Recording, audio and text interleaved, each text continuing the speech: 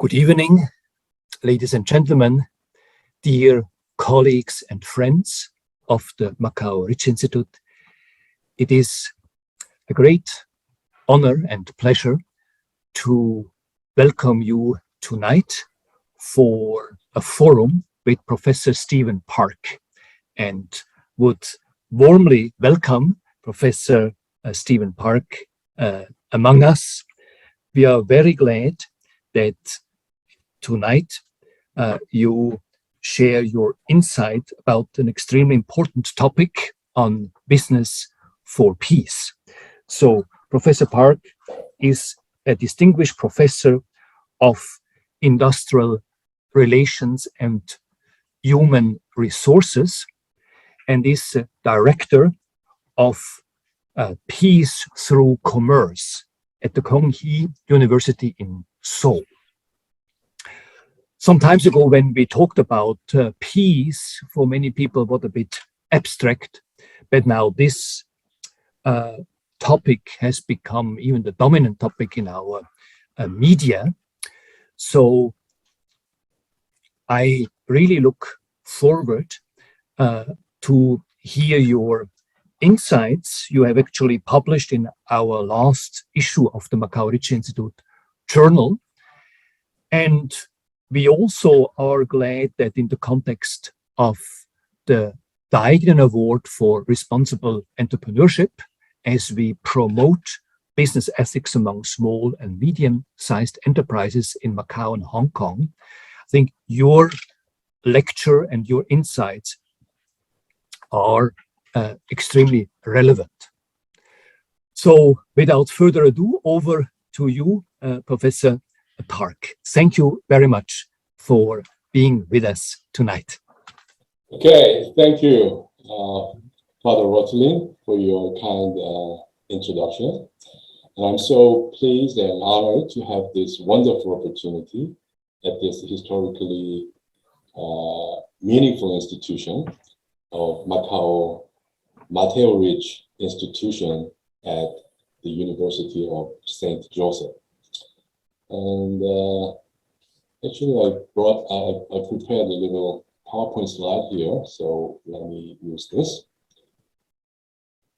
So before I go over the part of my talk this evening, if I may, I would like to share my sort of personal thought about Macau with such a special meaning. By the way, this is not about casino. So let me do that for the next couple of minutes. Okay, so me as a Catholic myself, I always think of Macau as a very special and even mysterious place for the history of Korean Catholic. The history of Catholicism in Korea is known as rather unique one, in that Christian faith was not brought to the country unilaterally by the foreign missionaries. Rather, it began voluntarily through people, the hearts and minds of Korean people, especially those conscious Korean scholars themselves in 17th through 19th century of old Korean Joseon dynasty. Indeed, Korean Confucius scholars, especially during that time, quite interestingly, devoured books by Mateo Ricci, the books such as The True Meaning of the Lord of Heaven, or Cheonju Silri in Korean, and they're also fascinated by many other modern Western science literatures, originally introduced by Father Ricci and other Jesuit faculty fathers. And indeed, as Pope Francis noted in his visit to Korea in 2014, as Pope Francis noted in his visit to Seoul 2014, quote, "The introduction of Catholic to Korean society was prompted by intellectual curiosity in search for religious truth of Korean people," unquote. So there comes Macau. Macau was the very important stage for this history of Korean Catholic, particularly the very first Korean Catholic priest, Father Andrew Kim Dagon, who came to Macau to study theology and philosophy for the period of 1837 to 1842 as a seminary student, starting at his age of 16. And that was about 3 centuries after Father Mateo Ricci landed on Macau. The photo is Father Kim's statue in a regional park near to Church of St. Andrew in Macau, where he studied.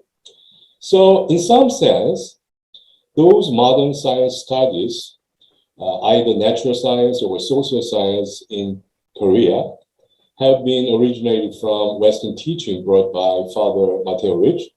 But that said, my academic value and mission as a Korean Catholic social scientist in the field of management studies, in fact, has a deep root in Father Ricci's teaching.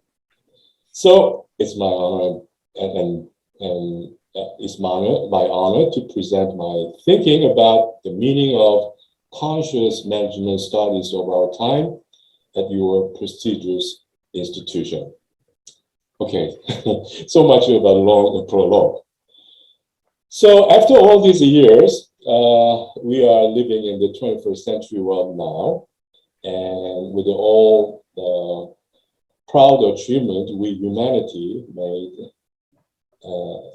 made, and at the same time, with all these complex crises around us, I believe we all are at the critical juncture, which requires us to reflect on the purpose of academia and management studies of our time. And me as a business professor, I would like to share with you my thought on the very meaning of conscious and responsible business education of our time. And I call it responsible management education. And it is my belief that ultimate mission of responsible management education is to build peace on earth, in the world, with a socially and environmentally responsible paradigm of running business. And indeed, for the last 2 decades or so, we have been witnessing new paradigm of business, such as stakeholder capitalism, CSR, CSV, and ESG, and so on. And my whole point here is that with this responsible management paradigm at heart, business organization can play a pivotal role in building the world peace, maybe better than government. And let me explain why. So in the year of 2008, in UN, a secretarial office called UNPRME was established under the leadership of Secretary General Ban Ki-moon. And Kyung-Hee University School of Management, which is my university, is one of the foundational members of this organization. And the principles for this PRME, it says Principles for Responsible Management Education, has a hope, has a mission to cultivate the capacity to take the case for universal values and business into classrooms on every continent on earth. So if we go a little bit further back in the history of business education, Harvard Business School was established in 1927. And as you may know, I mean, at the time when the business school was about to establish on the Noble campus of Harvard, there was big debate. How come in the Noble campus like Harvard do we invite this casino business school on the campus? It's a big debate. But at that time, when when Harvard faculty decided to establish the business school, they had a purpose, right? And their purpose was called professionalization project. And professionalization project, just like lawyers, medical doctors, business managers. Business managers will be very impactful leaders in society, upcoming society in the modern era. So whole point of establishing business school then was cultivate ethical and responsible leadership in among the business leaders, just like ethical medical doctors. So at that time, Alfred Whitehead, the great scholar, later he himself joined Harvard as a faculty member himself. He wrote a letter to the first dean of Harvard Business School in early 20th century. And in that long letter, it is worthwhile reading the letter. But I mean, in that long letter, there's a line like this: "Fools act on imagination without knowledge. Pedants act on knowledge without imagination. The task of university is to weld together imagination and experience, knowledge." So from the beginning, the management education has a vision of the cultivating purposefulness in the management education. So I think it's a high time for us to think about this very, the purpose of management education in this turbulent era, 21st century. And I think that topic could boil down to the peace.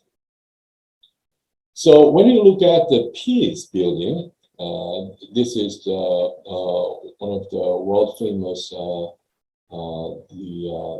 scholars in the field of peace studies from University of Notre Dame, a professor by the name of Paul Ladrich. He defines peace building represents international confluence. So peace is confluence of improbable processes and improbable people to get together to sustain constructive change that reduce violence and increases the potential and practice of justice in human relationship. And I say business has a huge power, to get people together. So powerful confluence is for business. Why business for peace matters? Well, I think these are the reasons. These are a preliminary, the explanation about the reason why peace matters for business. Again, I mean, we are witnessing the new paradigm in business for the last 2 decades or so, right? CSV, Harvard professor Michael Porter published his theory in Harvard Business Review in early 2010, right? 2011 was the year. CSV, strategic theory. Actually, his theory during the 80s and 70s, it was all about zero-sum paradigm, but his newly, introduced theory, and he confesses that this is the kind of end of the history kind of theory, and that is creating shared value. So, and also Davos Forum in the year 2020, they declared that we are moving into a new era where we name the new kind of capitalism, and that is stakeholder capitalism. And again, ESG group, ESG, performance agenda is highly valued even among the investor group. So this new paradigm business suggests that we have new possibility, and it boils down to peace building in my perspective. And secondly, as more and more business organizations are exposed to global market, of course, globalization, so it's a high chance of exposed to the conflict zone. So this is reality. So you got to do something with this conflict, right? Conflict zone and conflict, and positively, if possible, it's a good idea to do something about remedying conflict and make some peaceful environment for business. And number 3, of course, peace is advantageous for business because it significantly reduces transaction cost due to trust effect for business. So it's good. Number 4, general public changes. Their expectation toward business changes, right? I think this is a very important point. General public and also customers, employees, all those stakeholders of business, they expect more from business. Because people realize that business has power, right? Even more than UN, intergovernmental organization. The global business has more power in the sense that it has technology, it has resource, it has people and human network, organization, and so on and so forth. So it has a potential and possibility, and from the general public, people expect more from business. So I think peace matters for business. And again, I mean, the scholars in peace studies, they start talking about importance, notion of positive peace from negative peace. Negative peace is just the absence of violence or fear of violence. But positive peace is all about providing optimal environment for human potential to flourish. So it's more comprehensive and more preventive and so on. And I believe, especially with this new paradigm in business, it involves much about this building positive peace. And that's a very beautiful future possibility of business. And this worldly famous institute called Economics and Peace, and they developed this model. There are 8 pillars of positive peace: well-functioning government, equitable resources distribution, flow of information, and good relations with neighbors, high level of human capital, acceptance of rights of others, the level of corruption, and sound business environment. If you measure this is sort of the good measure for the level of positive peace of given society. And in my opinion, this stakeholder management paradigm, that perspective, serving for society, stakeholders of business, and creating shared value with them, is a good strategy. And that notion is very corresponding to building positive peace. Okay? So that's the possibility here. So if I can further, further down in the more detailed description about this, I developed this system approach of B4P possibility. One of the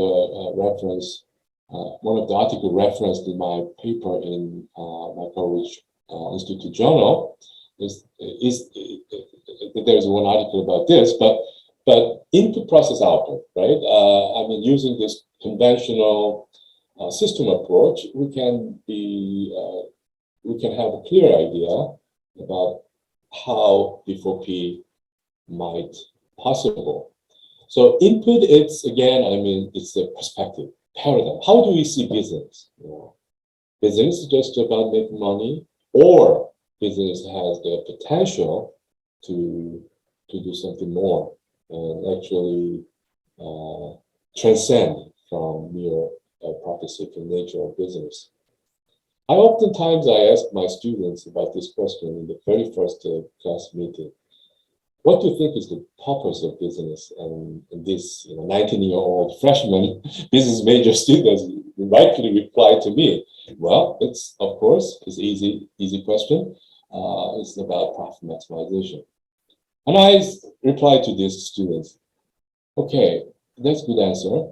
But let's think about this. Okay, human being cannot live without making enough red blood cells. Blood. Do you think human being lives in order to make enough maximum level of red blood cell? So I think profit is something like that for the company, right? Profit matters. Profit is important. But is profit purpose of running business?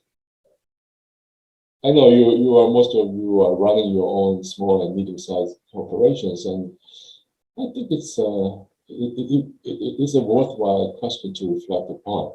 But anyway, I mean, for the 2 decades or so, as I said, I mean, the world scholars and practitioners and world leaders, diverse leaders, they all suggested we are moving into a new era of capitalism, new era of business management, and so on and so forth. And it's all about stakeholder perspective, not just for the shareholder perspective. By the way, stakeholder perspective includes shareholder perspective, because the idea is taking care of stakeholders, this business ecological system, healthy and abundant, and that will, in the end, resulting in associated with sustainable, healthy profits for shareholders. So this is the whole idea. So it is about capitalism, and it is about, in the end, maximum value for shareholders. So anyway, if we adopt this kind of idea, this kind of perspective, that is very important input of this system approach of B4P, and that's the starting point. And then if you have that in your mind, then you are very conscious of choosing your industry, your product. This product is for common good, or it's just for making money, such as defense industry, right?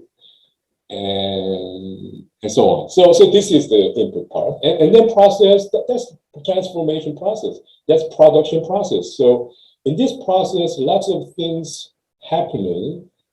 Functional strategic implementation is going on. Marketing, human resource, finance, production, and so on and so forth. And it all involves way of dealing with people.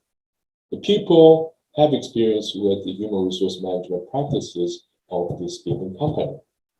So maybe the American company operating in Indonesia, hiring local employees, and the way of managing, the way of dealing with these employees from the company, with the company strategy, these people will have some experience, right? So this experience will be peaceful and also the other end, right? That's what I'm saying. So this functional department, functional strategy level experiences will generate lots of possibility for peacefulness of the given setting, okay?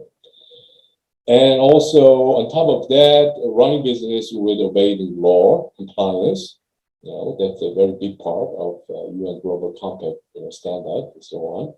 So I think that is a very basic, the foundation for building peace. And also, again, I mean, this people-to-people relationship, it's happening during this transformation process. So that's a very good opportunity to do some so-called, in political science, it is called track to diplomacy. It's public diplomacy, right? In conflict zone, government cannot easily enter into, but business people can do something people-to-people level. So they can build some different kind of atmosphere and an environment, and building some peace, trust, and so on and so forth. So it has a possibility of track to diplomacy. And then in the end, the output is, of course, economic development, more employment, and more big jobs, and more wealth, and investment opportunity. And it's good to have peaceful environment for everybody, right? And it's also justice, environmental sustainability. It's good, right? To make the environment peaceful manner. So it's all about, basically, it's all about positive peace, right? So B4P output can be boiled down to the positive peace. So this is general, I mean, the idea where peace, B4P might work. And also, this is very interesting point, this slide, and that is, I mean, in reality, the scholars in political science and peace studies, they develop lots of theories and so on and so forth.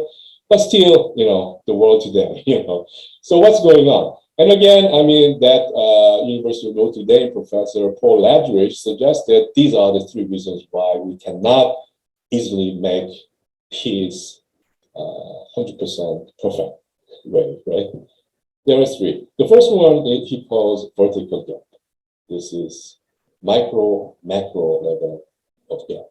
Right? So peace, mostly it's about just a declaration and treaty and so on and so forth, but it should go down to the very grassroots level. People should feel that, right? People should experience that, unless it's so fragile. But business is about frontline people, right? Business in the end, it's about people, their experience, their down to earth, right? So business can overcome this. Justice gap. This is the gap between negative peace and positive peace. So it's time to talk about positive peace, and business can do that. Independence gap, he suggests, is, well, most theory about peace building and so on and so forth oftentimes boil down to only the partial perspective of peace, and real genuine peace should be pervasive, holistic, and should include everything, right? Every agenda area of the given society, and it's hard to do that, right? It's hard to do. So that's what Rutledge suggests under the terminology called the interdependence gap. But again, in business, by implementing this idea of stakeholder paradigm, taking care of business ecological system from environmental sustainability to social justice, and even human healthiness. I think that's very important part. Labor itself, good business for peace will be associated with good labor. I think that's the starting point, actually. People should experience humanly rewarding labor. And I think that's the starting point of the more broader concept of peace. So anyway, so interdependence gap. I mean, running business in B4P perspective will involve everything: human, society, natural environment, human ecology, social ecology, and natural ecology. That's the three ecological levels that Pope Francis suggests as integral ecology, right? And those are so integrated. So what I'm saying in this slide is, well, B4P is so uniquely solve the problems suggested by scholars in peace studies. So isn't it beautiful? So at this moment, from now on, for the next, I don't know, 10 minutes or so, introduce some examples. So example from Korea, and another example, two examples here. So one example from Korea and the other example from China. And the second example from China is a potential example. And I would like to invite you to think about this. Okay, so the first example is called Kaesong Industrial Complex. Kaesong is located in the north side of the peninsula, North Korea, and it's the jointly built industrial complex between North and South Korea. And KIC is a special economic zone of North Korea and South Korea again. And the project started from 2003. And as you know, some of you may know, at this moment, due to North Korea's nuclear missile crisis and so on and so forth, the project is temporarily on hold, and it remains as an unfinished project. And I positively hope that it will continue in the near future. So founding vision of KIC was to promote peace and security on the Korean Peninsula by increasing economic interdependence between the two Koreas, combining each side's economic comparative advantage, that is, South Korea, capital and technology, and North Korea, labor and land. In 2015, there were 124 companies from South Korea in the Kaesong Industrial Complex, and their total production output was valued at almost $600 million. It employed about 55,000 North Korean workers. So KIC showed the kind of path toward peace and healing on the Korean Peninsula. Many people evaluate their performance like that. And I summarize its effects as following 4 points. The first one, it's symbolic meaning. Okay. The KIC provides symbolic value of possibility of building peace between the two Koreas by successfully managing this economic project together. Many successful cases were there, actually. And secondly, it's realistic project, right? So it's about economic project, value of economic project. So it provides potential of economic prosperity from this collaboration, economic collaboration between the two Koreas. So many good examples were there. Made money. Third, the KIC, this Kaesong Industrial Complex, plays the role of a relaxed tension because something going on there in a positive way. So it has the effect of relaxation of tension on the peninsula by realizing small reunification. It is small reunification, right? And building community, at least within the boundary of this space, this complex. And fourth, it's the experience of KIC. I think this is a very important point. The experiences at KIC for both Korea have provided good learning experiences toward the ultimate reunification of the peninsula, because it's already 70 years since the end of the Korean War, and separation has been there 70 years. So it's already different kind of culture, even some vocabulary become different and so on and so forth. So getting along each other as a Korean manager and employees of North Korean employees and whatever in the position in terms of stakeholder of the company, they have experience get along together, and they experience the culture together, and they learn from each other. So this is a very good, preparatory kind of learning experience toward the ultimate reunification of the peninsula.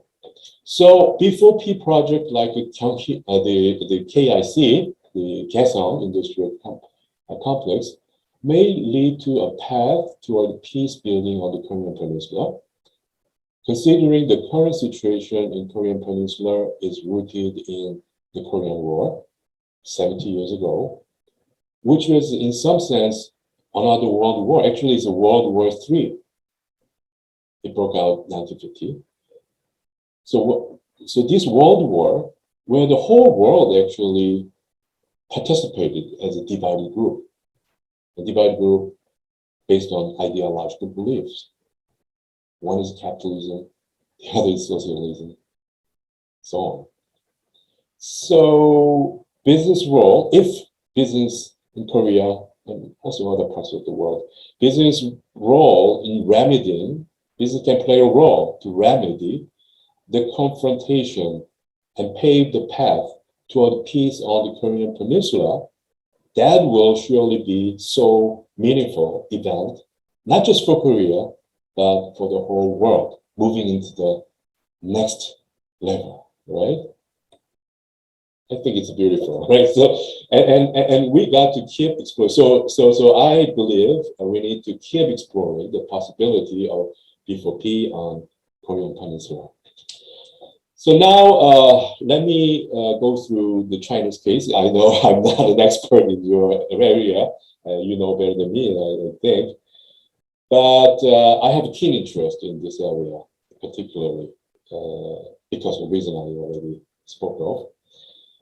So let me share with you my thought on some potential of this great project, the Greater Bay Area Initiative, as in B4P perspective. The GBA initiative as you know, is the ambitious plans having its goal of building a world-class city cluster across the Guangdong, Hong Kong, Macau region. I know many people have many different kinds of opinion on this, but I mean, that's the purpose, right? That's the vision. By 2030, the region is expected to play a leading role in advanced manufacturing, innovation, shipping, trade, and finance. The economic and social impact of proposed initiative is expected to be significant, considering that the combined GDP of 11 cities in the area, which is $1.4 trillion, 12% of the entire national economy, even though it is only 5% home of the country's participation as of 2016. So it has a huge impact, right? In the frame of B4P, the GBA initiative can relieve social anxiety based on improved mutual trust and constructive collaboration in the business ecological system of the local community with this area. Right? In case of Hong Kong, for example, it could be an opportunity to breathe new vitality with a vision of future of peace and co-prosperity in the society. In this respect, it is meaningful to pay attention to process and performance of GBA initiative from perspective of B4P. However, in reality, as far as I understand, the GBA initiative, which is mostly focused on regional economic development, seems to have relatively little awareness of this potential social impact. Some of the environmental impact I noticed, but not much on the social impact. While discussions on economic development such as reform in taxation, financial system, and industrial restructuring are being actively discussed, there seems to be relatively less discussion on the effects of GBA initiative on social integration of the region. Surprisingly, according to one research conducted by Chinese University of Hong Kong, it is shown that average of GBA sustainable business index score is lower than overall Hong Kong sustainable business index score by almost 11 points. The research 2021. So my whole point here is this: the GBA initiative can become a meaningful opportunity to provide peaceful and prosperous future in the region.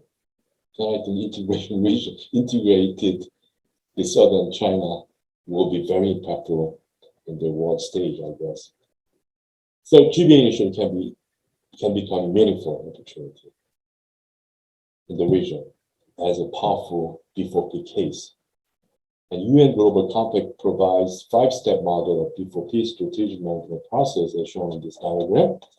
And I think business scholars, business leaders, NGO leaders, business leaders like you, and government policymakers who are all involved in GBA initiative are invited to seriously reflect on this model and generate creative and meaningful B4P projects in conjunction with the Greater Bay Area Initiative.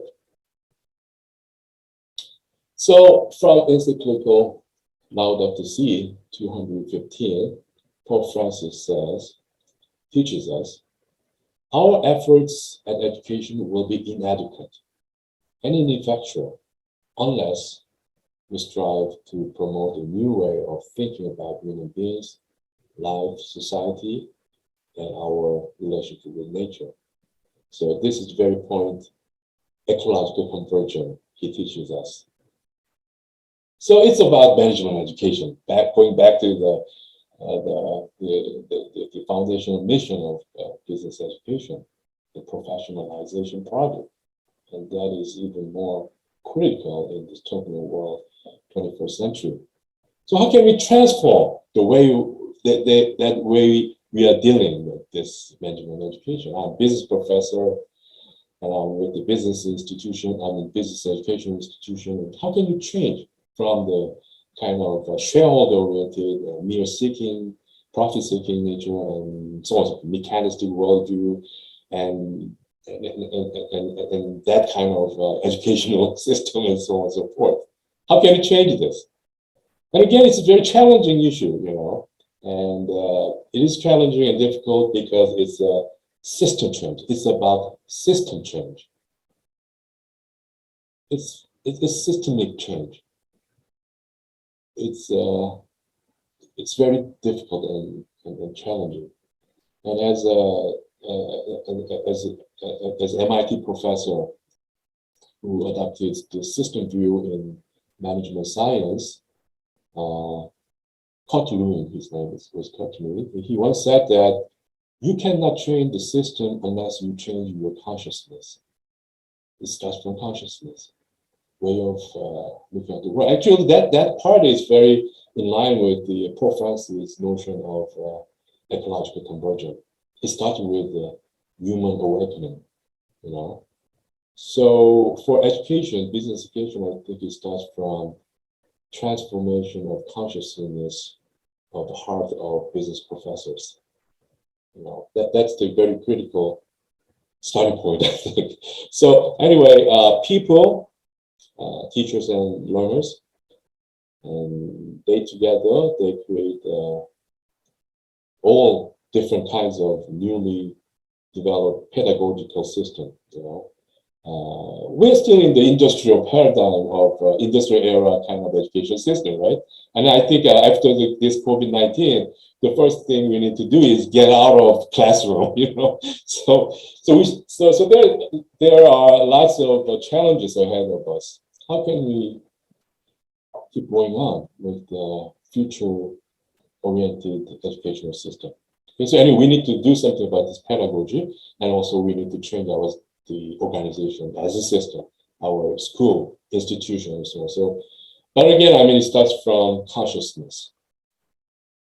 So many different kinds of ways we need to figure out. This is the one study trip that I brought my students to Indonesia, and this is a vocational institution built by a Korean company, together with Indonesian government, NGO, and so on and so forth. These Indonesian kids from very poor section of Jakarta, and this CJ Korean company was sent to here, and they made this bakery store, and they trained these young kids, and then they become the bakers of the chain stores of CJ Fruitville all over the archipelago of Indonesia.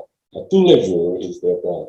So they have quality and loyal bakers, daily supply of human resources, and customers, stakeholders like the idea. They like the idea and good quality bread. So they become very loyal customers, and society cheerful about the company. So under this concept of CSV, creating shared value, CJ has been doing very good job in the market, doing good and doing well, and building positive peers in the society. And my students experience that moment. So lots of different kinds of learning experience might be necessary in the future world. So business for peace, I think it may be it's very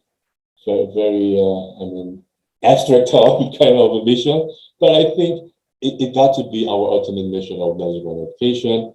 And firstly, we need to change how business sees itself, how business education itself, and then we can change others to see business and business education as well. So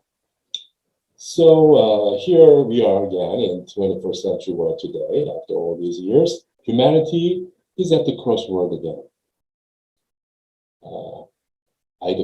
Either keep moving into the flourishing future, or break down with the sustainable crisis. The choice is ours, as always, and business has the key. Now, The new management education in the 21st century can be oriented toward the vision of this business for peace, or B4P. The new management education starts from the ecological convergence of professors and learners at the spiritual dimension.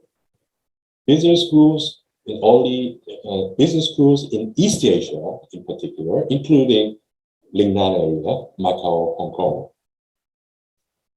So business schools in East Asia, in particular, now faced with this emerging mission of accomplishing this new paradigm of responsible management for B4P. Only when that happens, Father Matteo Ricci's vision of Western teaching will be meaningfully completed by true Eastern learning. Thank you. Obrigado. Thank you.